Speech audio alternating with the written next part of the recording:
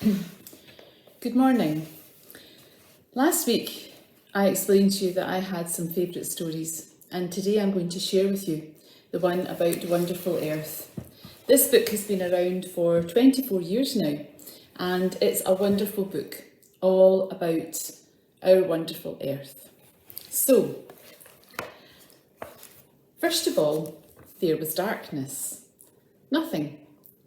Zero. Then God said, "Let there be light."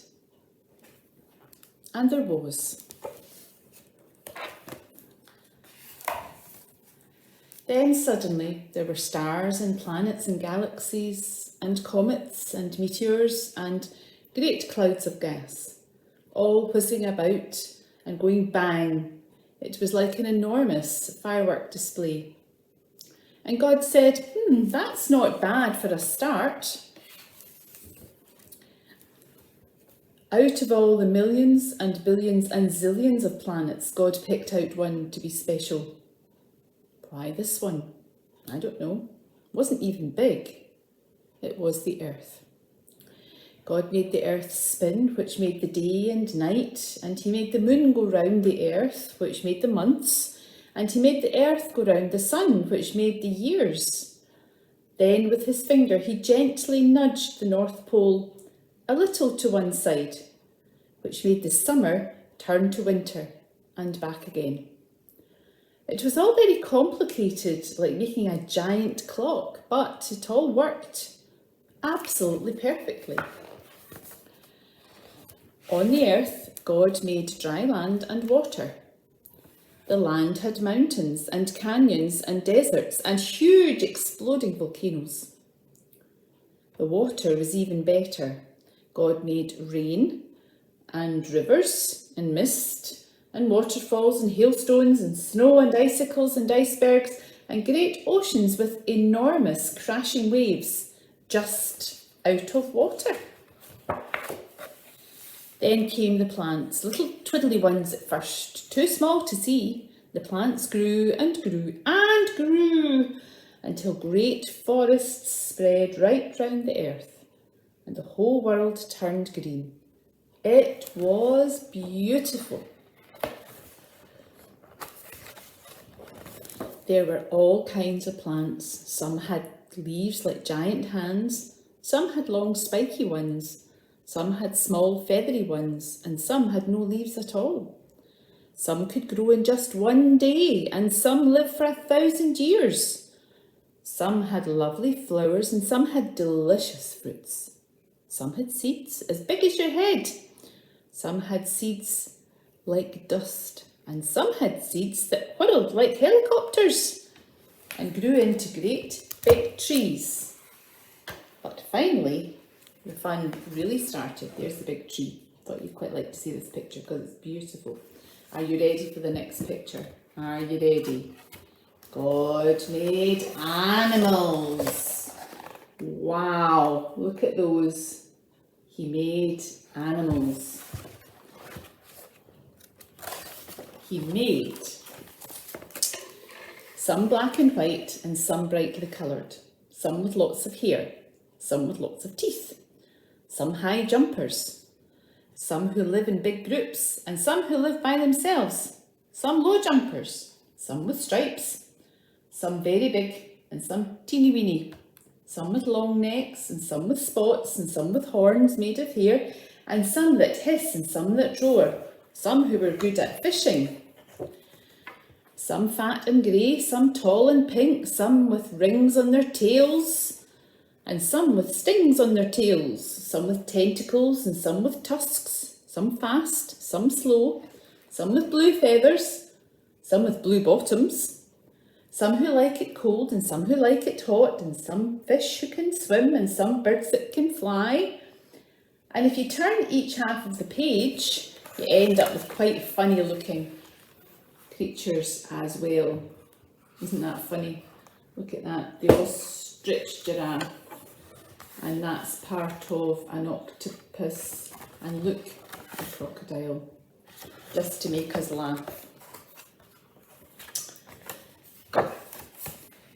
God made hummingbirds as small as bees and whales as big as buses, chameleons that can change to any colour, sloths that grow moss on their backs, parrots that can talk, and swifts that sleep while they're flying.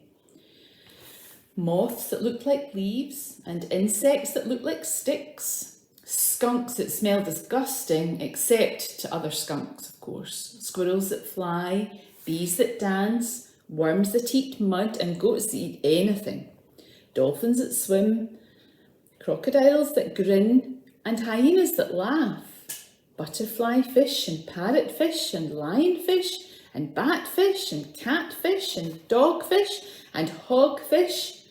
Hairy caterpillars, bald eagles, beavers that build dams and moles that dig tunnels, kangaroos that carry their babies in pouches, and pelicans with beaks like shopping bags, sharks with teeth like razors, beetles with antlers, gorillas as strong as 10 men, jumping fleas and jumping spiders, toads that blow themselves up like balloons, electric eels and beetles that glow in the dark, bears that sleep all winter long, and termites that make tall houses as tough as concrete, salmon that can swim up waterfalls, lizards like dragons, elephants with noses like hoses, and squids that squirt ink.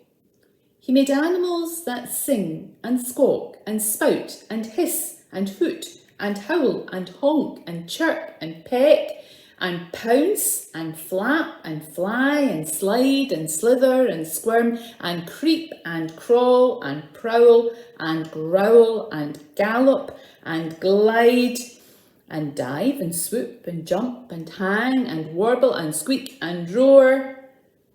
And he even made the duck-billed platypus too. And he made a whole lot of animals that you probably never heard of, like the dugong, the common noddy, the slow loris, the wrestling half-beak, the weedy sea dragon, the pink fairy armadillo, the rubber boa, the bush squeaker, the lousy watchman, the banana quit, and the football fish. And at last, but not least, he made something really wonderful. I wonder, what do you think it was? Have a look. It was you. If you look in a mirror, you'll see yourselves and know it was you. And me, of course, and everybody else. He made people. We are his masterpiece, his best effort. Hooray. In some ways, we're a bit like God. We can think and talk and make things. We're really very clever. We are so clever, we even walked on the moon. Now, there's a Stone Age man making the wheel, and there's a bike, an aeroplane, the motor car, and man walking on the moon. Now, you'd think with such a wonderful world to live in, we'd take good care of it, wouldn't you?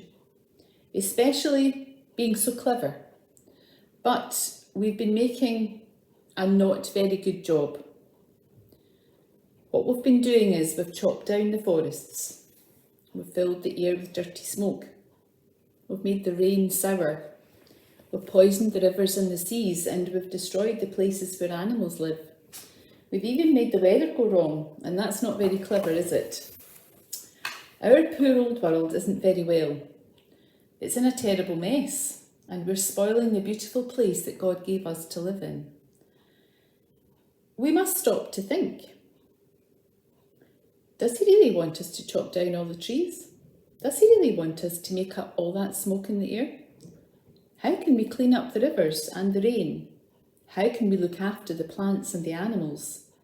It won't be easy, but if we ask God to help us change, maybe, just maybe, now I'm going to show you something really special here.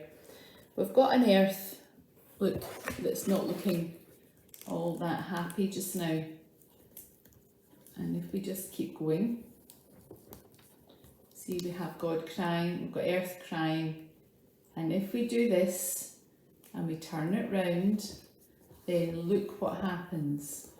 We have a smiling earth because we have taken care of God's wonderful creation. Earth is wonderful. God made it that way. We can sometimes forget that, and then it can be spoiled. The best way of understanding what an amazing place it is and where we fit in is to go back to the very beginning. Thank you for listening to my story, one of my favourite stories of all time. Take care and see you next week.